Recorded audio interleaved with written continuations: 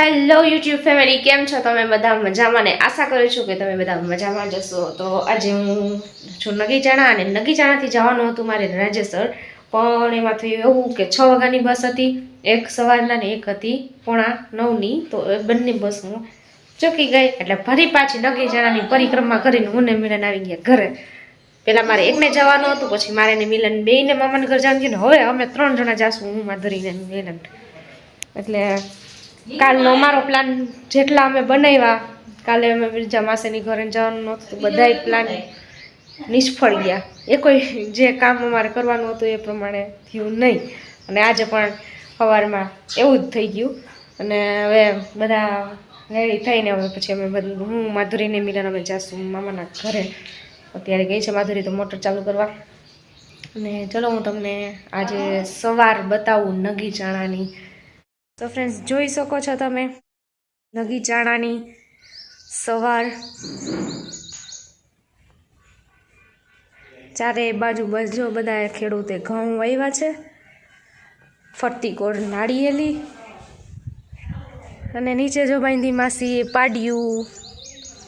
આ છે માસીના એના ઘઉં આ સાઈડ. પછી આ સાઈડ જે તમને નાળિયેલી દેખાય એ પણ માસીની છે.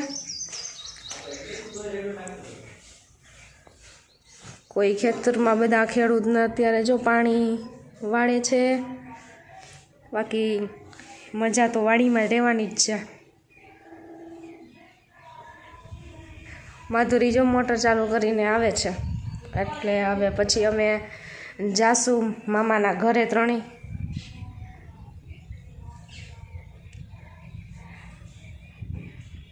સો ફ્રેન્ડ્સ, ચલો હું તમને બતાવું માસીનું એનું ખેતર, કે એને શું શું વાવ્યું છે. કેમ કે રામમાસાને બધી વસ્તુ વાવવાનો બહુ જ શોખ છે, તો હું તમને બતાવું.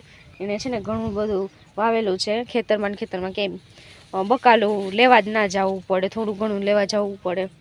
જ્યાં થોડીક પણ જગ્યા હોય ને માસા છે ને બધું વાવી દઈ, કેમ કે એને છે ને બધું શાકભાજીને એવું બધું વાવવાનો બહુ શોખ છે, એટલા માટે. ચલો હું તમને બતાવું. અહીંયા છે પુદીનો, આ છે ઘઉં, અને ફરતી બાજુ જોઉં તમે જે દેખાય છે આમ બધી નાળિયેલી છે. બધાના ખેતરમાં નાળિયેલી જ હોય અહીંયા. રોપાઈ બાકી હોય જોરદાર મોટા મોટા. આ શું છે? મરચી છે, રીંગણું પાકવવા માટે રાખેલું છે. બાકી બધી મરચી છે અલગ અલગ જાતની. એ ફ્લાવર છે, કોબી છે. આ મરચા છે નાના, પણ ખાઈને તો ઊભા કરી દે એવા છે, લાલ તીખા.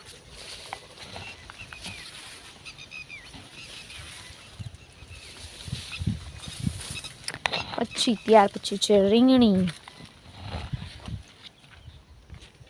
આ શું હોય રામ જાણે, કમેન્ટ કરીને જણાવજો શું છે. શાયદ રાઈ છે, રાઈ. રીંગણીમાં રીંગણા હા જો બકાલું ક્યાંય લેવા જવું ન પડે, ઘરનું જ થઈ જાય. માસી ઓલી બાજુ વધે છે ગદ્દપ.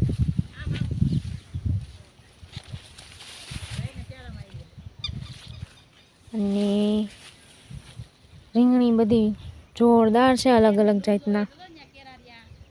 હા, ટમેટી, આ છે કોબી, નાની ટમેટી છે ઝીણી ઝીણી.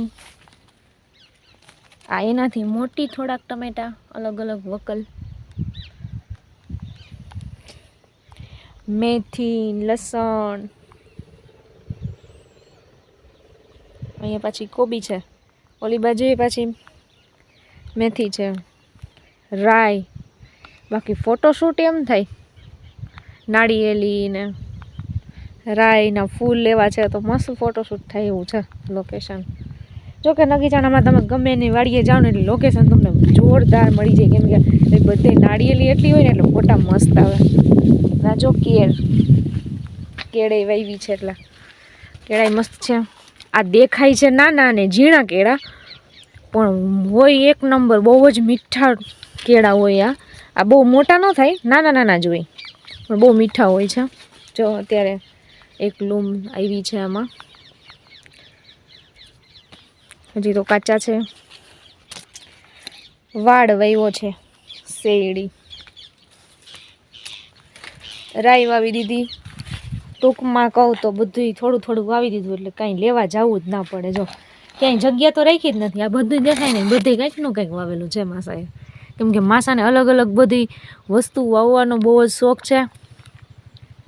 એને લગભગ બકાલું કંઈ લેવા ના જાય. એને હળદર, બટેટા ને બધું અહીંયા વાવી દીધું. હરેગવો ક્યાંય જગ્યા બાકી નથી રાખી. ઘરની ફરતી બાજુ થોડીક જગ્યા હોય ને બધે બધું એને વાવી દીધું.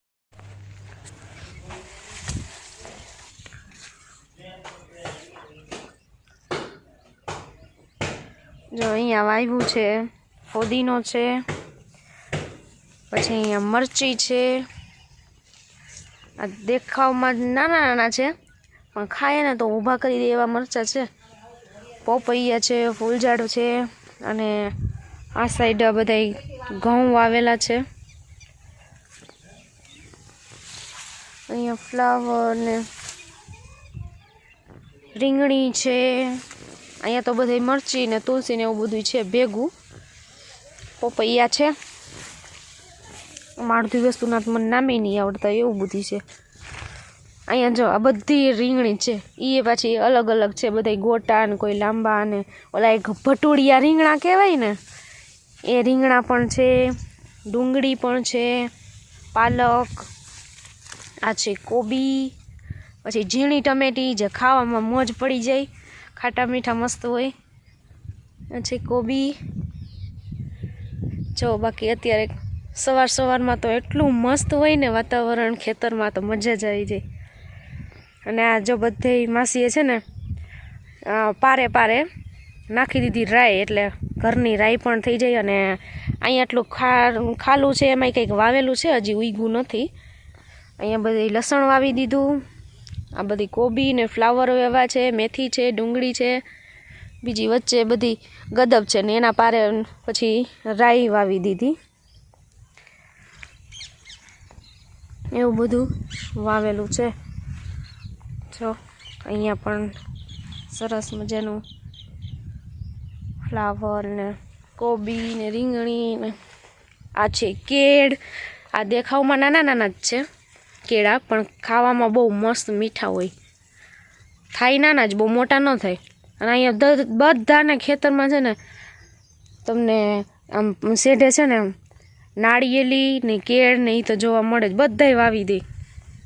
અને પછી છે ને ત્રોપાને ઉતારવાને આવે ને એ લોકોને એ આપી દે, એટલે એ ઉતારી જાય. એટલે એમાંથી પણ એ એક ઇન્કમ ઊભી કરી લે. અને શેઢે બધે વાવેલી હોય એટલે ક્યાંય જગ્યા તો રોકે નહીં. થોડી કેટલી જગ્યાનો ઉપયોગ બધાય કરી લે. ખેતરમાં મકાન હોય ને ફરતી કોઈ જેટલી જગ્યા હોય ને ત્યાં બધી બકાલું વાવી દે. થોડી કેટલી જમીન હોય ને તો એમાંથી આમ જો જેનો મગજ હાલે ને એ મોજ કરે ખેડૂતો બધે. બસ તમારે ક્યાંય એમનેમ ખોટી જગ્યા એમનેમ વેડફાય નહીં, એક ધ્યાન રાખવાનું. ને પાણી સારું હોય, જમીન સારી હોય એટલે મોજે મોજ. પછી એક બીજું નવી વસ્તુ બતાવું ફ્રેન્ડ્સ હું તમને. માસાએ છે ને આલકૂટ વાવ્યું. જો આ જે તમે દેખાય છે ને એ આલકૂટ છે, જે ખાવામાં છે ને તુરું હોય. આપણે જેમ સીબડું ને એવું બધું ખાઈએ ને કાચું, એવી રીતના આનું અથાણું કરીને આપણે ખાઈ શકીએ. મેં તો નામે પહેલી વખત સાંભળ્યું ને જોયું પહેલી વખત. પણ અહીંયા ઘણા બધા ખેડૂતો છે ને આ ખેતરમાં બધે આલકૂટ વાવ્યું છે. અને ફાયદા શું થતા હોય એ તો મને ખબર નહીં, પણ ખાવામાં સારું છે. આ બધા જો અહીંયા આલકૂટ જ છે વાવેલા. જો બધા છે આલકૂટ. મેં તો પહેલી વખત જોયા. તમે પણ જોઈ લો જેને ના જોયા હોય. અને તમારા વિસ્તારમાં આને શું બીજું કહે છે એ કોમેન્ટ કરીને જરૂરથી જણાવજો. અને એના બી કદાચ રોપ કેવું કંઈ હશે એ મને ખ્યાલ તો નથી, પણ બજારમાં ક્યાંક મળી તો જતો જ હશે. અહીંયા બધા વાવે છે તો એ પણ ક્યાંકથી ને ક્યાંકથી લઈ આવ્યા તો હશે જ. કોઈને વાવવું હોય એ પૂછી લેજો, કોમેન્ટ કરજો, હું જણાવીશ તમને કે આનું રોપ હોય કે પછી બી હોય. માસાને પૂછીને તમને કહીશ. સો ફ્રેન્ડ્સ, આ છે માસીનું એનું ખેતર, અને 1 વર્ષ પછી હું ફીટ અહીંયા આટો મારવા આવી હતી. જવાનું તો હતું, આજે વયું જવાનું હતું મામાના ઘરે, પણ બસ ચૂકાઈ ગઈ મારી, તો હું રહી ગઈ. હવે પછી રસ્તામાં નક્કી થયું કે હવે મને મિલન મૂકી જાય માસીનો છોકરો. પછી માધુરી કે મારે આવવું હતું, એટલે હવે અમે 3 જવાના છીએ, એટલા માટે એ રેડી થઈ છે. પછી અમે જવાના છીએ 3. 3 વર્ષ પછી હું આવી, 3 નહીં 2 વર્ષ પછી હું, 1 કે 2 વર્ષ પછી હું હમણાં અહીંયા ઘણો ટાઈમથી આવી નહોતી, એટલે પછી આટો મારવા આવી. એટલે જ્યારે આવું ત્યારે પછી આમ તો અવાય નહીં, એટલે 3-4 દિવસ રોકાઈ જવું. અહીં પણ રોકાણી. અત્યારમાં તો સવારમાં તો ઝાકર બહુ આવી હતી, એટલે બધી ભીનું છે. ઘઉં સારા છે, હજી તો 1-2 પાણી પીએ.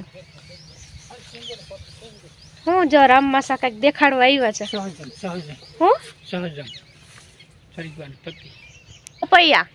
પપૈયા ડૂટી ફૂટીને પપૈયા ક્યાં સિંગુ પણ. હાલો જો રામ માસા લઈ જઈશ આપણને સિંગુ હરિગવાની પાડવાની છે, એટલે ન્યા. હા અમે રેડી થઈ જ ગયા છે. હરિગવાન સિંગુ ઉતારી આવીએ. મોટી 12 માસીની સિંગુ છે એમ ને, 12 માસ હરિગો આવે એમાં. આપણે પણ જોઈએ મોટી સિંગો. તમે પણ બધું વાવી જ દીધું, હાલવાની જગ્યા નથી રાખી આમાં. હા નબળા માણસો, વાહ ભાઈ વાહ. આ 12 માસ હરેગવો છે, 12 માસ આમાં આવે જ સિંગુ. કેવી છે, લાંબી. હજી તો આ નાની છે, 1 વર્ષ થયું વાવ્યું ને, બી વાવ્યા હતા. હજી તો આ નાની છે, મોટી થાય તો કેવડી મોટી થાય. હજી તો હાવ ઝીણી જ છે. હા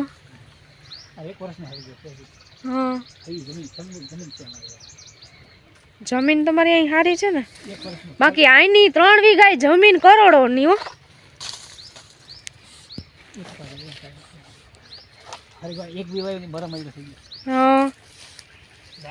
સારું કેવાય, બી વાવ્યા હતા એમ ને.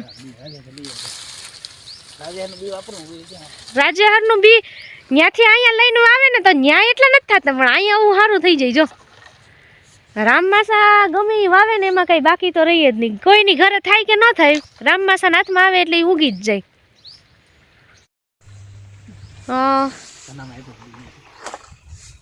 હજી આ ઘઉં તમારે 2 પાણી તો પી જાય કા? હજી તો કાચા છે. ફરતી કરજો. નાળિયેરીમાં તો નાળિયેર પાડવાના કહીએ, હજી તો કાચા છે ને. જો ફરતી કોર વાવી દીધા. હવે કેરું કેમ નથી વાવતા તમે? બહુ છે પણ નાની છે ને. હા હવે ફરતી કોર જો આ દેખાય ને તમને, નાળિયેરી છે ને, નાળિયેરીની વચ્ચે બધી કેર વાવી દીધી. કેટલીક નાળિયેરી છે વાવેલી રામમાસા? 50 નાળિયેરી છે, 50. એમાંય પાછી હળદર વાવી, આદુ હળદર ને આલકૂટ ના તો તમે બી વાવ્યું હતું કે રોપ? બી વાવ્યું હતું. એનાથી શું ખાઈએ તો શું ફાયદા થાય? લીંબુડી 12 માસી. 12 માસી વાલ છે. 12 માસી વાલ. તમને શાકભાજી વાવવાનો તો શોખ, પણ પાછું શાક બધું બનાવવાનો એવો શોખ હો રામમાસન. કોને શીખવાડ્યું હતું તમને શાક બનાવતા? ઓટોમેટિક આવડી ગઈ. મારા માસીને કઈ ઉપાધિ જ નથી હો. બધી રામમાસા છે ને ક્યાંક બહાર ગયા હોય ને તો એટલી ચિંતા કરે કે હવે બિચારી અહીંયા આવીને બનાવી છે તો રામમાસા રસી બનાવી નાખે. જો ઠેલા બેલા બધું ભરાઈને થઈ ગયું છે પેક. 3 જણાના 3 ઠેલા. હાલો થઈ ગયા તમે બધા રેડી? હજી નથી થયો? હા તું તો રેડી જ હોય ને. મામા ત્યાં સરીગોન બધું લઈ જવાનું છે ને, તો બધું ભરે છે. વાસા ઉતારી એવા રીંગણા ને બધું ત્રોપા ને ગાડીમાં વજન વધી જાય રીંગણા ને બધું. જો કેમ છે બાકી ઘરના રીંગણા?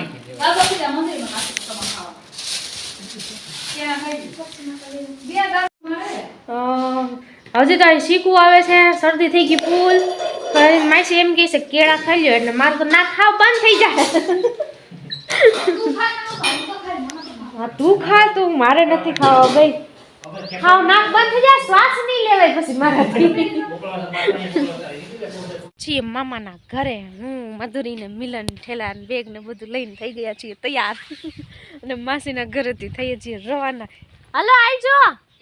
હા જય દ્વારકાધીશ, બાય બાય.